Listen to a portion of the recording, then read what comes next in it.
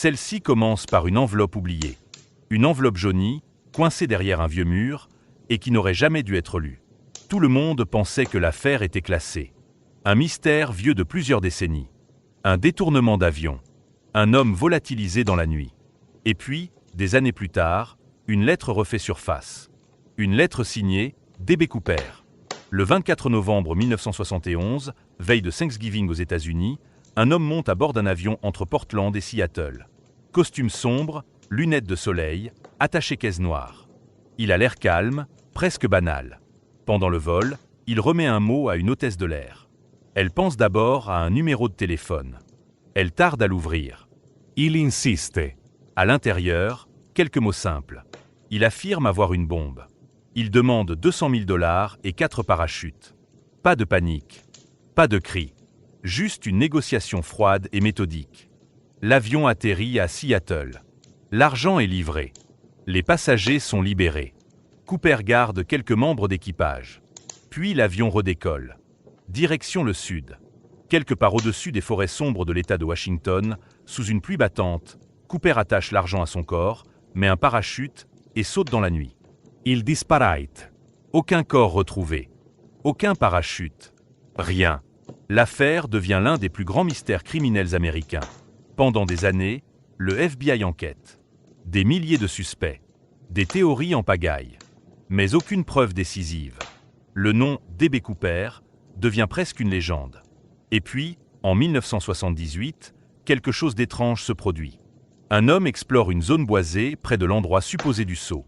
Il tombe sur un panneau en métal partiellement enterré. C'est une plaque d'instruction provenant de l'avion détourné. Premier indice concret depuis des années. Mais ce n'est que le début.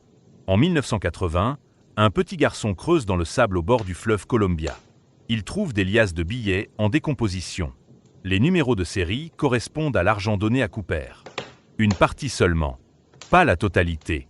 Comme si l'argent avait été dispersé ou placé là intentionnellement. Le mystère s'épaissit. Mais l'histoire prend un tournant encore plus étrange des décennies plus tard. En 2018, une lettre refait surface dans les archives du FBI. Elle avait été reçue en 1971, peu après le détournement, mais elle avait été classée parmi des centaines d'autres courriers envoyés par des plaisantins. Cette lettre est différente.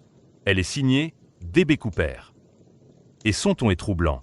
L'auteur y affirme qu'il ne s'attendait pas à survivre longtemps après le saut. Il parle de blessures, de difficultés, d'un atterrissage brutal. Il écrit qu'il n'est pas un héros, juste un homme désespéré. Ce qui frappe les enquêteurs, ce sont certains détails techniques dans la lettre. Des éléments qui n'avaient pas été rendus publics à l'époque. Comment l'auteur pouvait-il les connaître? Était-ce vraiment lui? Ou quelqu'un d'extrêmement bien informé? L'analyse de l'ADN sur l'enveloppe ne donne rien de concluant. Trop ancien, trop contaminé. La lettre reste là, comme une voix venue du passé. Une voix qui dit « Je ne regrette rien ». Alors que s'est-il vraiment passé cette nuit-là? Certains pensent que Cooper est mort en sautant. Les conditions étaient terribles. Vent violent, forêt dense, terrain accidenté. D'autres croient qu'il avait tout planifié, qu'il connaissait la région, qu'il a survécu et recommencé une nouvelle vie ailleurs, sous un autre nom. Mais si c'était le cas, pourquoi laisser une partie de l'argent près du fleuve? Et pourquoi écrire cette lettre? En 2016, le FBI clôt officiellement l'enquête active. Trop de pistes, trop peu de certitudes. Le mystère reste entier. Ce qui rend cette histoire si fascinante, ce n'est pas seulement le saut dans la nuit. C'est cette lettre. Parce qu'une lettre, c'est intime. C'est une confession, une trace humaine. Si elle est authentique, cela signifie qu'il a survécu au moins un certain temps après son saut.